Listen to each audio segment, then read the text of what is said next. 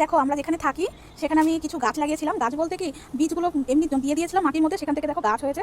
আর এই অ্যালোভেরা গাছটা আগে থেকেই ছিল, তবে খুব ছোটো ছোটো ছিল। আর ওই যে মানি প্ল্যান্টও ছিল। তো এগুলো যেহেতু এই যেখানে গাছগুলো না প্রতিদিন জল দিই বলে অ্যালোভেরা গাছটা বেশ বড় হয়ে গেছে, দেখো কি সুন্দর। আর সবার প্রথমে দেখো করলা গাছ হয়েছে, করলা গাছটাতে বেশ ফুল এসেছে দেখো। আর এখানে এত রৌদ্রু এত হাওয়া বয় যে দেখো গাছগুলো এখন শুকিয়ে গেছে। গাছগুলো কিন্তু জীবিতই আছে, এখনো মরেনি, তবে পাতাগুলো শুকিয়ে গেছে দেখো। এগুলোতেও কিন্তু যে ফুল এসেছে, এ দেখো দেখতে পাচ্ছ কিনা জানি না, এই যে এখানে ফুলও হয়ে এসেছে। তারপরে করলা এসেছে দেখো, মানে কি ভালো লাগছে, মানে কি করে বলবো, মানে বীজ থেকে গাছ হয়েছে, গাছ থেকে আবার ফল হয়েছে। যেখানে একটা রয়েছে, আর এতে দেখো ছোটো ছোটো কিন্তু অনেকগুলো এসেছে। এদিকে একটা রয়েছে, এই দেখো আরও রয়েছে, এই যে এখানে এখানে একটা রয়েছে, এই দেখো। আমার তো ভীষণ ভীষণ ভালো লাগছে। এদিকেও রয়েছে, এই দেখো এই জানলার ধারে হয়েছে, দেখো কি ভালো লাগছে দেখতে।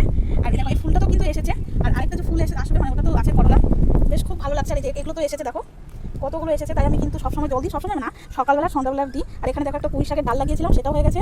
এখানে লঙ্কা গাছ রয়েছে, আর এখানে টমেটো গাছ রয়েছে। কিন্তু এই যে বললাম এখানে এত রোদ্রু যে টমেটো গাছগুলো মানে শুকিয়ে শুকিয়ে মানে মারা যাচ্ছে, গাছটা হতে দিচ্ছে না। আর এখানে একটা ফুলের গাছ আছে। বাস আমার এই ছোট্ট বাগান, আমার কিন্তু খুব ভালো লাগছে। করলা ধরেছে তাই আমি ভাবতে পারিনি যে গাছটা হবে। তো যেহেতু দেখলাম গাছটা বেশ বড় হচ্ছে, তাই আমি যে দড়ি দিয়ে বেঁধে দিয়েছিলাম, এখানে একটা বেশ লাঠি দিয়ে দিয়েছি যাতে গাছটা বেশ সাপোর্টে থাকে। তোমাদেরকে কেমন লাগছে অবশ্যই কিন্তু জানাবে।